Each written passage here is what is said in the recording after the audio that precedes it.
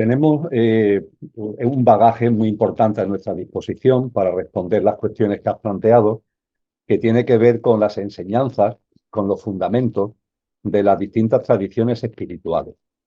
Todas las tradiciones espirituales serias nos hablan de que aquí no se viene por casualidad, por azar, ni para pasar el rato, sino que se viene con un propósito. Concretamente, creo que se ha hecho común dos términos que proceden de las tradiciones orientales que ayudan mucho a situar todo ello. Me refiero a los términos dharma y karma. Ujú. Dharma con D de dedo, karma con K de kilo. Cuando hablamos de dharma, estamos haciendo mención al propósito de vida con el que encarna nuestra alma en cada nueva encarnación. El alma encarnada en este tal Emilio no está encarnada por casualidad, ha encarnado en este tal Emilio con un dharma, con un propósito de vida. Podríamos decir que el propósito de vida para todas las almas tiene un mismo telón de fondo, que es sacar jugo a esta nueva experiencia en términos de evolución en conciencia, en términos de autoconsciencia. Y eso, para que lo podamos expresar con palabras que se entiendan mejor, al hilo además de la presentación que tú has hecho, esa evolución en autoconsciencia significa o está llamada a recordar cada vez más lo que auténticamente somos y vivir en coherencia con eso que realmente somos. Y eso no es sencillo, es decir, eso puede parecer así expresado, que es suficiente una vida, pero no lo es. No lo es porque la encarnación en este plano, que es un plano maravilloso, pero vibracionalmente denso, provoca una identificación con nuestro pequeño yo, con nuestro personaje, provoca una identificación con la parte efímera, perecedera, eso que va a fallecer cuando fallezca Emilio. Y sin embargo, solemos dejar en el olvido lo imperecedero que hay en nosotros, eso que no va a fallecer cuando se produzca lo que denominamos muerte, con los atributos y cualidades que eso tiene. A mí me gusta llamarlo la esencia.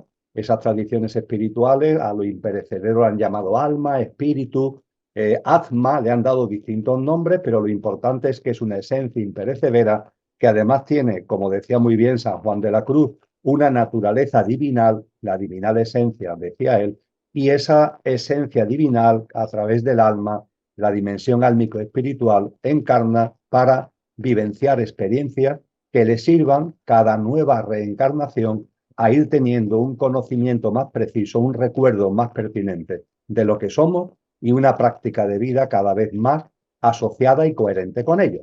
Y ahí cada alma evoluciona más o evoluciona menos, porque claro, una cosa es el Dharma, una cosa es el propósito, otra cosa es lo que después pasa aquí, como tú decías.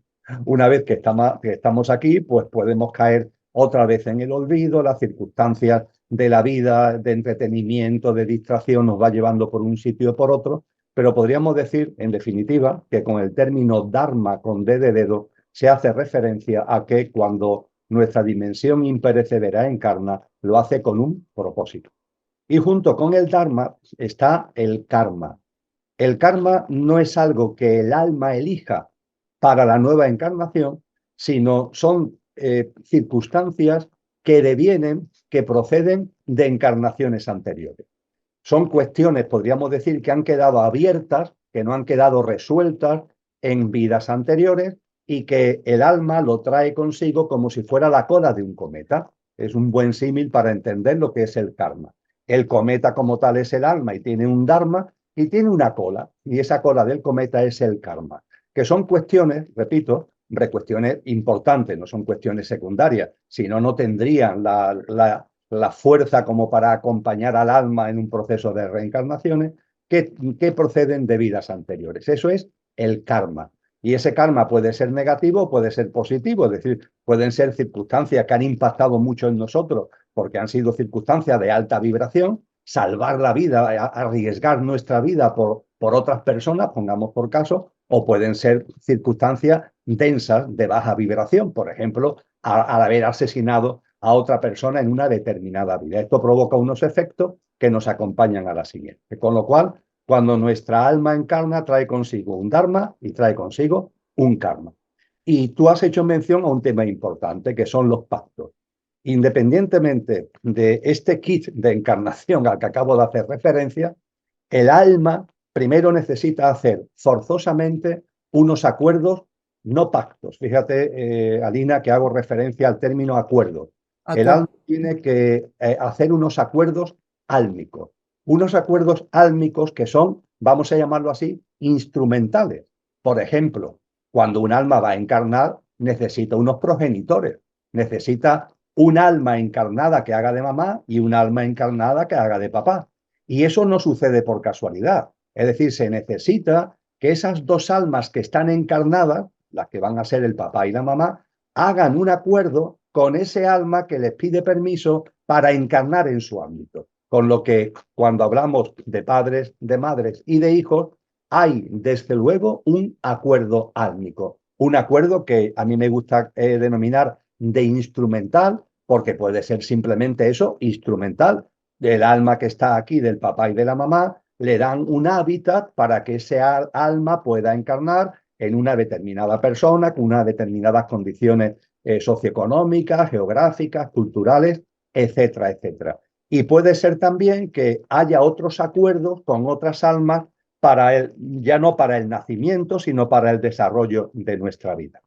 Cuando hablamos de pactos, los pactos son distintos. Los pactos ya no son instrumentales. Los pactos son eh, algún tipo de acuerdo profundo, no un acuerdo instrumental, sino acuerdo profundo, de ahí la denominación de pacto, que tenemos y hacemos con otras almas para colaborar en nuestro Dharma, para colaborar en nuestro camino consciencial o para colaborar en la gestión del karma. Es decir, cuando hablamos de pacto con otra alma, estamos hablando de un pacto que está dirigido a apoyarnos en nuestro propósito de vida o dharma o en la gestión de nuestro karma. Y con relación a esto, Alina, cuando hablamos del karma, no hay que tenerle ningún tipo de miedo. El karma no es una especie de culpa, de castigo que recae sobre nosotros. El término karma es un término sánscrito, como dharma. El término karma con K viene de la raíz kri. Y la raíz kri significa creación y creatividad. Es decir, el karma es creativo.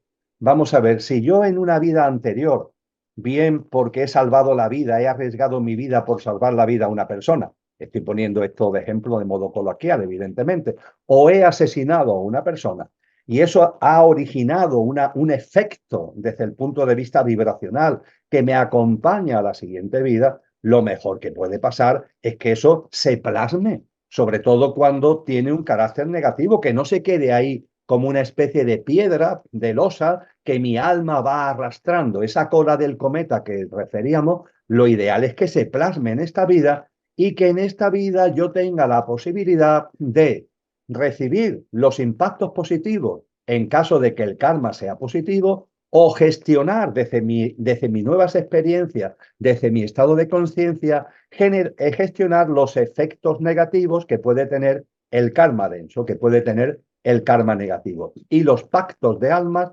sirven, repito, para ambas cosas. Sirven para colaboración desde el punto de vista de hacer real nuestro dharma y sirve también para la adecuada gestión de nuestro karma. Y los pactos de vida lo hacemos con distintas almas, como tú has dicho muy bien. No se trata de que tengamos una enorme cantidad de pactos de alma. Son muy serios. Un pacto de alma es algo extremadamente serio. Lo realizan entre sí las almas con un propósito consciencial y espiritual muy potente y no tiene por qué estar en nuestro ámbito familiar. Puede ser que con nuestro padre o con nuestra madre, con nuestro hermano, puede ser, tengamos un pacto de almas. Lo que tenemos seguro es un acuerdo instrumental. Ahora, ¿podemos tener además un pacto? Pues depende. Eso cada uno tiene que ver su vida y a partir de ahí calibrarlo. Y podemos tener primero, no está ni mucho menos nuestra vida, no está acordada y pactada Exacto. completamente, no. Entonces, esto se convertiría en una especie de experiencia monitoreada Sí, que sería hasta cierto punto, si me permite la expresión, y lo digo con respeto, pero sería hasta aburrida, ¿no? Porque vienes aquí ya hacer un programa que ya está perfectamente definido. No, esto no es así. Evidentemente aquí hay libre albedrío, no todo está acordado, no todo está pactado, hay muchas circunstancias y experiencias que no forman parte ni de acuerdos ni de pactos.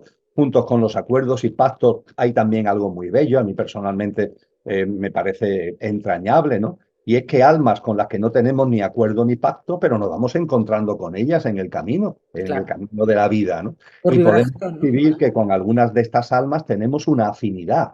Ujú. Esto no es ni un acuerdo álmico ni un pacto de almas, esto es una afinidad álmica. Percibimos que tenemos una resonancia con el alma de una determinada persona, es una especie de sintonía vibracional, ¿no? Esto es precioso porque además cuando tenemos estas afinidades álmicas podemos percibir que podemos colaborar en nuestro camino consciencial, cada uno el suyo, pero colaborando. Podemos percibir que con almas, con personas, almas encarnadas que tenemos afinidad, podemos poner en marcha proyectos conscienciales, proyectos conscientes en común.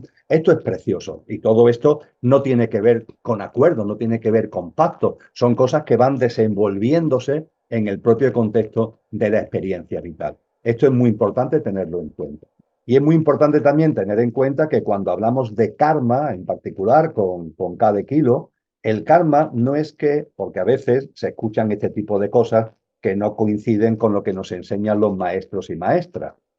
Algunas personas creen que si tú has matado a alguien en una vida anterior, en esta vida te van a matar a ti. No, el karma no funciona así. El karma funciona vibracionalmente. Es decir, si tú traes de una vida anterior un bagaje vibracional denso, en tu vida se van a presentar circunstancias, no una reproducción de lo que pasó, sino circunstancias que tienen esa frecuencia vibracional, así de sencillo. Y a partir de ahí tú tienes el libre albedrío y tienes la capacidad, si no, no se presentaría, tienes la capacidad para gestionar esas circunstancias de una manera y de una forma que esa frecuencia vibracional densa se disuelva y desaparezca. La china del zapato de esa manera desaparece, que es la grandeza que tiene la gestión del karma. Y quizás por último, para volverte a dar la palabra, hay que tener en cuenta que cuando hablamos de pactos de alma, en principio nuestra mente todo lo pinta muy bonito, entre comillas. Pero ojo, hay pactos de almas que son muy duros. Sí, sí, total. Por ejemplo, cuando un padre o una madre se produce el fallecimiento de un hijo a una temprana edad, eso, aunque parezca a nuestra mente algo increíble, eso es un pacto de amor. Suele ser un pacto de amor. Normalmente, un alma con mucha autoconsciencia, un alma más evolucionada, se presta a encarnar en dos almas que están aquí, que van a ser su padre y su madre, y mira por dónde al año, 2 años, 4 años, 8 años, ese alma que ha encarnado desencarna. Y eso, claro, al padre y a la madre, a las almas que se quedan aquí, a las almas que han sido progenitoras, las destroza absolutamente. Es una experiencia de las más duras, ¿no?, que se pueden vivir. Y ahí normalmente hay un pacto de amor. Ese alma más evolucionada se ha prestado a este ir y venir rápidamente, apresurado, por así decir, para que estas almas que están aquí salgan de lo que, como decía antes, suele tantas veces ocurrir en este plano, el entretenimiento, la distracción, que nos acostumbramos a nuestro hábitat de confort, incluso a nuestro hábitat de mentira existencial. Y claro, los pactos de amor a veces conllevan noches oscuras. Y esas noches oscuras sirven de resorte, están álmicamente pensadas para que sirvan de resorte, para que sirvan de espoleta, de trampolín en nuestro camino consciencial. Así que cuando hablamos de pactos de amor, hay pactos de amor que son, entre comillas, de creatividad, de apoyo, de hacer cosas juntos, pero también hay pactos de amor que conlleva la vivencia de unas noches oscuras que el alma que se queda aquí, por ejemplo, entiende que es una manera, un resorte de no perder una vida más, es decir, de que ya en esta vida me voy a enterar, tengo ya que darle un empujón a mi proceso conciencial y por experiencias anteriores veo que me quedo como atontado, me quedo como entretenido y no termino de sacarle jugo a la vida. Claro. Las tradiciones, lo hace muy bien el Ho Oponopono, la vida es responsabilidad de cada uno al 100%. Hay circunstancias, hay avatares, sin duda ninguna, pero la vida es nuestra responsabilidad. Y de una forma metafórica podemos ver nuestra vida, la de cada uno, Yo veo mi vida, por ejemplo, como un autobús, el autobús de mi vida. Y veo que tú tienes otro autobús, el autobús de tu vida. En estos momentos tú has subido a mi autobús y en estos momentos yo he subido a tu autobús. De hecho, en el autobús de la vida de cada uno, lo personifico en mí, en el autobús de mi vida están entrando, subiendo y bajando Mucha continuamente muchas personas. De hecho, hay personas que suben y están mucho tiempo. Hay otras, sin embargo, que es muy puntual. Suben y bajan muy rápidamente. Cuando hablamos de hijos, por ejemplo, cuando hablamos de relaciones de pareja, bueno, pues evidentemente esas personas suben a tu autobús y no es para un tema puntual, no se van a bajar en la próxima parada, sino que es un tema que tiene un trayecto y un recorrido prolongado. Pero viendo la vida como de cada uno como un autobús, lo que tenemos que ser conscientes es que nadie que se sube al autobús, sea para estar más o sea para estar menos tiempo, nadie se sube por casualidad. Si alguien entra en mi vida, si alguien aparece en mi vida, insisto, dando igual que sea más prolongado o más efímero, eso tiene un sentido profundo en mi camino, en el recorrido de conciencia que está haciendo mi autobús. Punto uno, nadie sube o baja por casualidad, ni sube ni baja. Tanto la subida como la bajada tiene un sentido profundo. Y igualmente, todos los que se suben al autobús suben para ayudarme. Sean menos tiempo, sea más tiempo, si suben al autobús es para ayudarme en mi camino, para ayudarme en mi recorrido como autobús, que es el camino de la conciencia. Ahora bien, esa ayuda puede ser directa o indirecta para tener unos conceptos ahí que no sean metodológicamente más claros. ¿Qué es la ayuda directa? Oye, la persona que está en el autobús y te está apoyando, te está abrazando, te está animando, te está dando instrumentos, te está dando recursos, te está dando, en definitiva, apoyo. Eso es maravilloso. Esa es la ayuda directa. Y también suben al autobús personas que nos dan una ayuda indirecta. ¿La ayuda indirecta cuál es? Pues todo lo contrario a la directa, es decir, te ayudan, pero no te ayudan desde el abrazo, te ayudan desde el golpe, te ayudan desde, dicho en terminología casi de castellano antiguo, te ayudan haciéndote la puñeta, sí. creándote problemas y dificultades, etcétera, etcétera. Tanto personas como situaciones. Cuando empezamos a tener claro que la vida de cada uno es un autobús, que ese autobús tiene un recorrido y va avanzando consciencialmente, y que en ese autobús van entrando y bajando, subiendo y bajando personas, que todas se suben y se bajan para ayudarte. Y eso sí, esa ayuda puede ser más prolongada o más efímera y puede ser directa o indirecta. Este esquema tan simple, quizás demasiado simple, pero creo que ayuda mucho a entender algunas cuestiones profundas de la vida. No, está muy bien resumido. Me gusta mucho porque es que es la realidad. Te pueden dar la ayuda de una forma como tenemos nuestra mente la palabra ayuda grabada, que tiene que ser con amabilidad, o te pueden ayudar y te ayudan también de otra forma que para nuestra mente es horrible, pero es la que necesita el alma para su evolución en ese momento. Perfecto. De hecho, Hombre, eso no justifica, Alina, es decir, la persona que hace sufrir a otra, exacto. esto no lo justifica, ¿eh? Es decir, finalmente, esta persona ha subido a mi autobús, me está haciendo la puñeta y yo sé que indirectamente me está ayudando. Ahora bien, esa persona, ese alma encarnada, si hace sufrir a otro, eso tiene una repercusión en el alma que está haciendo a otras personas pasar por situaciones de dolor, de sufrimiento, pero eso ya no tiene que ver con mi alma, eso tiene que ya ver con la evolución de la otra alma. Y en todo caso, Cuando encarnamos no hay ninguna, en principio, obligación. Es decir, el alma que va a encarnar, los acuerdos, los pactos, el Dharma, todo lo que hemos compartido, no hay nada que sea obligatorio. Lo único que es obligatorio es la cola del cometa, es decir, el karma sí lo llevas incorporado. Ahí no, el alma tiene que asumirlo, tiene que aceptarlo y no tiene nada que hacer al respecto. Todo lo demás, Alina, es algo que entra dentro del libre albedrío álmico. Ciertamente hay almas que vienen encarnando en distintas reencarnaciones conjuntamente. Es vale. decir, que vienen desempeñando papeles, por ejemplo, de padre, madre, hijo, hermano, abuelo, abuela, tío, tía, vecino, vecina, amigo íntimo, amiga íntima, y que vienen durante distintas vidas teniendo, por tanto, una relación aquí, en esta encarnación, que evidentemente conlleva que hay una ligación álmica, ¿no?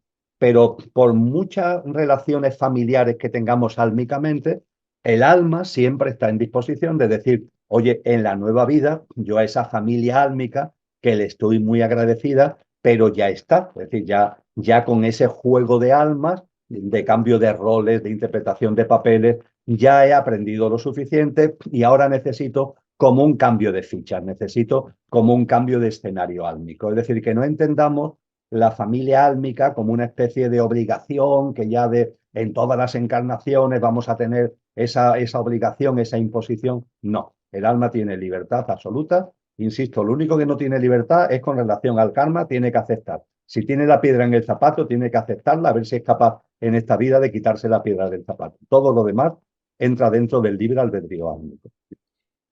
Perfecto. ¿Y el alma gemela o la llama gemela? ¿Qué nos dirías ¿existe la llama? Yo no acabo de entender muy bien el concepto de llama gemela, si te soy sincera. No entiendo muy bien, aparte, no, hay algo que Bueno, no sé. yo he reflexionado, he meditado al respecto, Alina. He estudiado tradiciones buscando algunas pistas al respecto y no lo encuentro, no lo encuentro.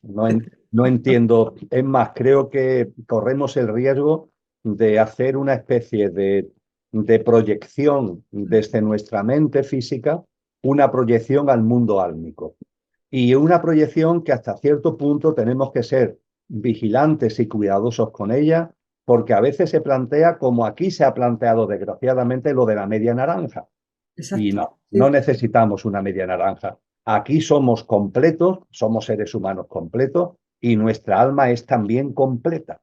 Lo que sí existe es, como hemos dicho, los acuerdos y los pactos. Existen las afinidades álmicas, pero el concepto de alma gemela, de llama gemela, máxime cuando eso conlleva algún tipo de itinerario como de dependencia, etcétera, etcétera, yo eso ni lo veo ni lo he encontrado en ningún sitio en cuanto a una tradición que me permite, que permito llamar seria, es decir, acudiendo a las grandes tradiciones espirituales y a los grandes maestros.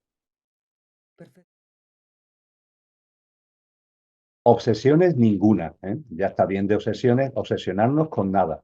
La obsesión ninguna. La consciencia siempre. ¿Sí? Y Exacto. no confundamos la consciencia con la obsesión. La consciencia es tener consciencia. Cuando empezamos a percibir que en la vida todo tiene un sentido profundo, todo es todo, lo grande y lo pequeño. Nada sucede por casualidad, todo tiene un sentido profundo. Cosa distinta es la gestión que nosotros hacemos de las cosas, la gestión que nosotros hacemos de esos sentidos y de esas circunstancias. Pero todo tiene un sentido profundo. Cuando vamos adquiriendo esta percepción, que eso lo va dando nuestra evolución en autoconsciencia, vamos percibiendo que la vida está llena de causalidades y no de casualidades, y que está llena de sincronías y que está llena de señales. ¿Señales para qué y en qué sentido? Pues señales que nuestra propia dimensión álmica le sirven como orientación en el camino y que la vida es la que nos los proporciona.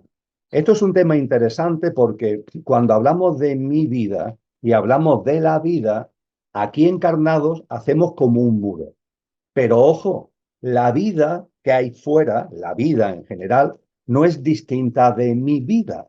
La vida de fuera es también mi vida. Coloquialmente, metafóricamente, podríamos decir que la vida que hay en mí es luz, electricidad, y yo soy una bombilla. Y la vida que está fuera es esa misma luz, es esa misma electricidad. La vida que hay en ti, Alina, es la misma luz y la misma electricidad que hay en mi vida. Está en tu bombilla, está en mi bombilla. Y la vida que nos rodea es esa misma luz o electricidad que está en ti, que está en mí. Por tanto, no debe extrañarnos de que haya una especie de interacción continua entre la electricidad que está en mi bombilla con la electricidad que está fuera, porque es que es la misma electricidad. Solo así se puede entender cómo la vida nos acompaña, cómo la vida también nos ayuda desde una perspectiva profunda y bellísima, y lo hace de muchas maneras, pero lo hace desde luego a través de señales y de sincronías. Y esas señales nos damos cuenta cuando vamos aprendiendo a confiar. Vamos a ver, si yo voy a desplazarme a Madrid en el tren de alta velocidad, que últimamente, por distintas razones que no nos corresponde a nosotros tratar en este encuentro, tienen muchas veces grandes retrasos. Si hay un retraso en mi tren de alta velocidad cuando voy a Madrid y llego tarde y eso me impide no sé qué, eso no es casualidad. Eso tiene un sentido profundo. Eso es una señal. Si no voy en un asiento individual y voy en un asiento compartido con otra persona, codo con codo, la persona que tengo en el tren a mi izquierda o a mi derecha, no es casualidad que sea esa persona. Yo puedo optar durante el viaje en estar callado y en silencio. También puedo optar en darle a esa persona unos buenos días agradables y generar un marco donde a lo mejor surge una comunicación, y esa comunicación, ese intercambio de pareceres, ese coloquio, ese diálogo, no va a ser casualidad, tiene un sentido profundo. Es decir, todo lo que ocurre en la vida, todo tiene un sentido profundo. Eso no significa que no tengamos libre albedrío, porque finalmente ahora tú gestionas, ahora tú decides, ahora tú es el que tomas esto así, lo tomas de otra manera, pero podríamos decir que en nuestro camino, de nuestro día a día, en lo grande y en lo pequeño, la vida permanentemente nos va poniendo como miguitas de pan que nos ayuda en nuestro camino, y que nos deberíamos percatar la grandeza de esa vida y la íntima alianza que hay entre la vida, luz, electricidad que hay en mi bombilla y la vida, luz, electricidad que está en el exterior y que me rodea permanentemente. Además, Hay una respuesta que nos dan las tradiciones, que es que eso solo, esa capacidad de diferenciar entre la fantasía y la realidad, eso solo lo da el camino de conciencia. exacto. Eso tenemos que aceptarlo, es decir, solo en la medida en que vayamos avanzando en autoconsciencia, solo en la medida en que nuestra alma vaya recordando lo que es, vaya viviendo en coherencia con lo que es cuando irá apareciendo en nosotros ese discernimiento que nos permite diferenciar con claridad lo que puede ser fantasía de lo que es realidad. Esa sería la gran respuesta. Pero sin menoscabo de esto, hay algunas pistas, fundamentalmente para lo que no es. Es decir, en las tradiciones nos enseñan lo que es y lo que no es. Podemos tener dudas acerca de lo que es. A veces es más sencillo darnos cuenta de lo que no es. Eso en la tradición oriental le llaman el neti neti. No sé exactamente lo que es, no puedo definirlo. Ahora sí percibo lo que no es. Pues bien, cuando llegan a nosotros señales, mensajes, independientemente de esa gran realidad, de esa gran verdad, y es que será el discernimiento de nuestro camino el que nos vaya aportando esa sapiencia, vamos a llamarlo así, pero hay una forma de descartar lo que viene del ego, porque lo que viene del ego siempre, de ahí precisamente viene del ego, siempre tiene connotaciones egoicas, muy ligadas a lo material y muy ligadas a cuestiones muy domésticas y muy rutinarias. Vamos a ver, la vida nos habla normalmente con grandes palabras, entendiendo por grandes palabras no grandes discursos, sino sobre significados profundos de nuestra vida. Eh, Tú no vas a recibir nunca una señal para que te toque la lotería, Alina, o por lo menos es muy raro que las almas y los planos que estamos comentando entren en ese tipo de asuntos. Si percibimos que estamos recibiendo como mensajes, como señales, pero le pasamos la prueba del algodón y lo que comprobamos es que son muy domésticos, muy materiales, muy propios de los deseos que tiene nuestro pequeño yo de un mejor bienestar, de unas mejores condiciones de vida, etcétera, etcétera. Normalmente, no puedo ni mucho menos decir que en el 100%, pero normalmente esa es la prueba del algodón para descartar que esas señales vienen realmente de nuestro yo superior. Nuestro yo superior se expresa para ayudarnos en el camino de conciencia y por tanto son mensajes que están llenos de conciencia, que tienen un trasfondo de conciencia. No son mensajes ligados a lo material, etcétera, etcétera. Y esto tenemos que tenerlo en cuenta porque, por ejemplo, en las religiones dogmatizadas pasa mucho esto, ¿no? Es decir, las personas que se mueven mucho en el ámbito de las religiones dogmatizadas, los creyentes, están apelando a Dios, ni más ni menos que apelando a Dios para cuestiones absolutamente materialistas de su vida. Y yo no sé cómo ellos mismos no se dan cuenta que no tiene sentido. Vamos a ver, tú no puedes estar apelando a lo espiritual para cosas absolutamente materialistas. Eso no significa que lo material no tenga una ligación con lo espiritual, pero será lo espiritual lo que vaya actuando para transformar lo material. Lo material no se transforma desde lo material. Tú ves viviendo en conciencia, tú ves alineando tu vida con lo que realmente eres y se irán produciendo transformaciones en tu mundo físico. Pero las transformaciones en tu mundo físico y material no se dan porque tú te empeñes en transformar y cambiar desde lo material, porque eso así no funciona, aunque haya también en la New Age, en el supermercado espiritual, mucha literatura que genera mucha confusión sobre esto. Yo también. Que hay otros mundos además de este y que en los otros mundos que hay además de este, hay otros mundos que están en este. Es importante que nos demos cuenta de que en el mundo en el que nosotros vivimos hay también otros mundos y son mundos que conviven, no son mundos confrontados y peleados, tienen frecuencias vibracionales distintas, pero conviven. Dentro de esos mundos que conviven, hay un mundo que las tradiciones espirituales han llamado el mundo intermedio. El mundo intermedio es el que se mueve entre el mundo extraterreno, no extraterrestre, que es lo que está más allá de la Tierra. Extraterreno es los que pisamos la Tierra, ese es el mundo extraterreno, y el mundo intraterreno, el mundo que está por debajo de la Tierra. Hay una franja en medio, que es lo que se llama el mundo intermedio. Y ese mundo intermedio tiene formas de vida. Esas formas de vida están en muchas culturas. Eso sí, hoy la mayor parte de la gente cree que son leyendas, que son cuentos, pero no, son realidades.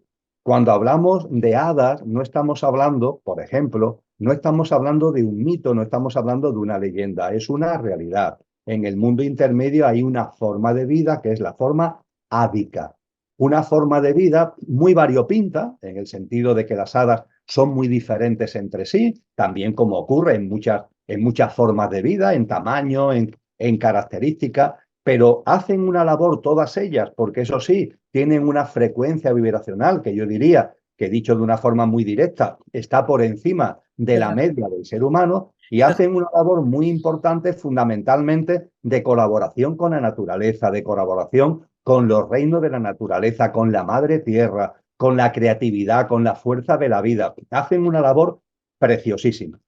Y junto con el mundo intermedio, vamos a hablar ahora de Avalon, yo creo que todos somos conscientes de que sobre la Tierra hay lo que se han dado en llamar lugares de poder. Lugares de poder son sitios que por las corrientes telúricas, por los acuíferos, por temas de fallas volcánicas, tienen una especial fuerza, tienen una especial energía.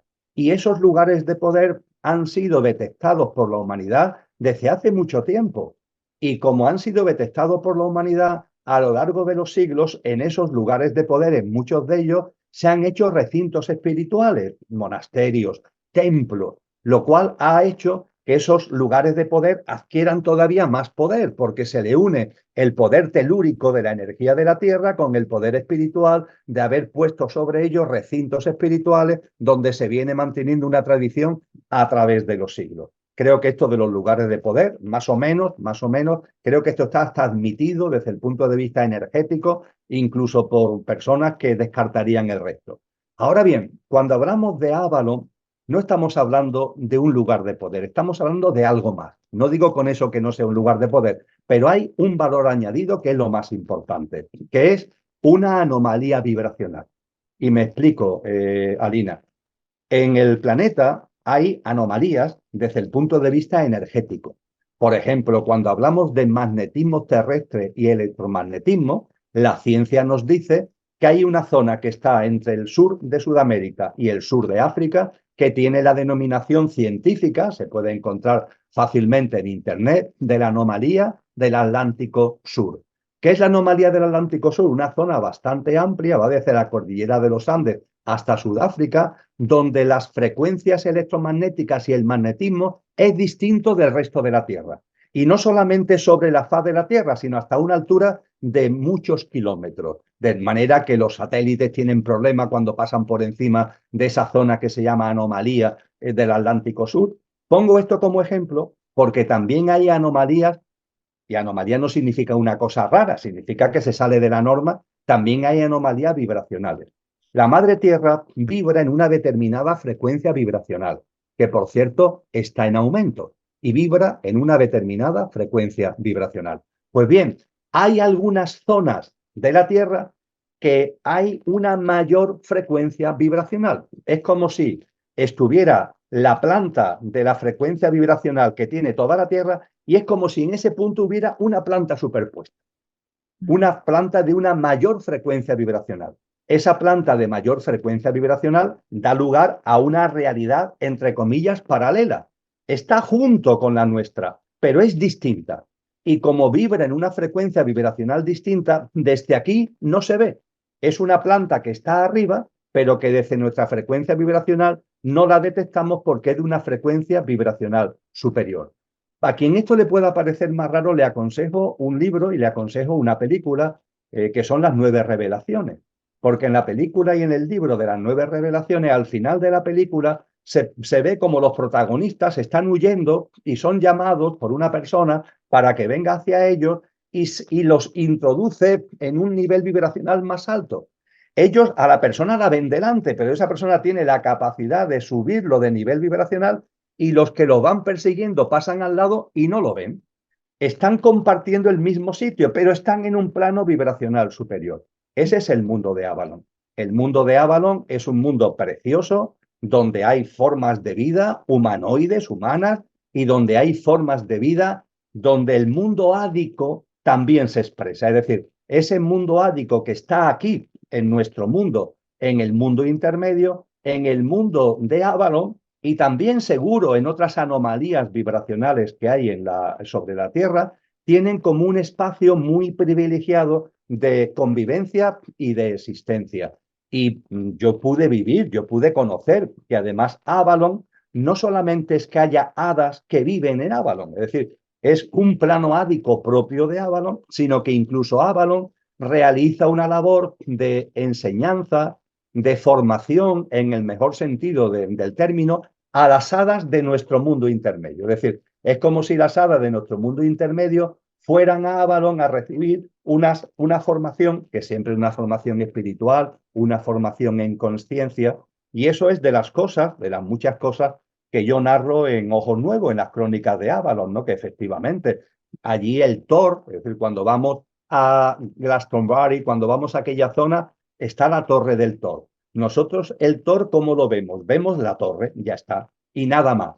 Sin embargo, en el plano vibracional superior, el Thor no solamente el Thor es una gran edificación, enorme. Y dentro de esa edificación está precisamente la escuela de hadas a la que hago referencia y a la que tú has hecho mención, donde a las hadas del mundo intermedio que van allí y a las propias hadas que hay en Avalon, las hadas más maestras, como es el caso de Morgana, como es el caso de Nimue, como es el caso de Graín, esas hadas más maestras, pues les dan una serie de enseñanzas que incluyen muchas cosas, y mira por dónde, la importancia de darnos cuenta de que la vida es responsabilidad de cada uno al 100%, y la importancia de mantenernos en conciencia, de mantenernos en esa vibración alta de armonía, de equilibrio que tú comentas, que tiene mucho que ver con la práctica, entre otras cosas, del Ho Oponopono. Alina, yo doy testimonio de esto, porque creo que en mi vida vivo esa abundancia, vayamos a llamarla así, ahora me explicaré mejor, porque el término abundancia, el ego siempre suele interpretarlo de una forma errónea, la abundancia de vida, la plenitud de vida. Me explico mejor. Personalmente no tengo ningún credo religioso. No hay ninguna religión, no hay ningún credo de la que yo me considere seguidor. Sí es absolutamente cierto que para mí hay un referente espiritual clave y fundamental, que es el eje de mi vida, que es Cristo Jesús. Y atiendo mucho a sus enseñanzas. De las enseñanzas de Jesús habría mucho que hablar. Tú has hecho mención al inicio de este encuentro, el libro que he escrito con mi esposa, con Lola Rumi, sobre la sabiduría y el significado profundo de las enseñanzas de Jesús de Nazaret. Y es un libro de más de 400 páginas, es decir, hay mucho que hablar. Pero en el contexto de las enseñanzas de Jesús hay un escenario muy, muy bello, además, muy, muy completo en muchos sentidos, que es un sermón que él da, que se conoce como el Sermón del Monte o el Sermón de la Montaña, donde, por ejemplo, están incluidas las bienaventuranzas, o donde, por ejemplo, se habla de la oración del Padre Nuestro. Bueno, pues en el contexto de ese Sermón de la Montaña, que es una de las grandes pláticas públicas que nos ha llegado de las que hizo Cristo Jesús, él habla con todo detalle de lo que tú acabas de plantear. Él dice con toda claridad, no os agobiéis. Ya está bien de agobiarse por las cuestiones que van a pasar. Ya está bien de preocupaciones. Él nos dice, cada día tiene su afán. Vive en el aquí, ahora. Y ten en cuenta algo fundamental. Ve recordando lo que eres y ves viviendo en conciencia y en coherencia con lo que eres, y todo lo demás vendrá por añadidura. Ve haciendo en ti la presencia de lo que realmente eres. Recuerda, como decía San Juan de la Cruz, esa divinal esencia. Recuerda lo imperecedero que hay en ti. Recuerda lo imperecedero que hay en la creación, en el mundo y en la vida.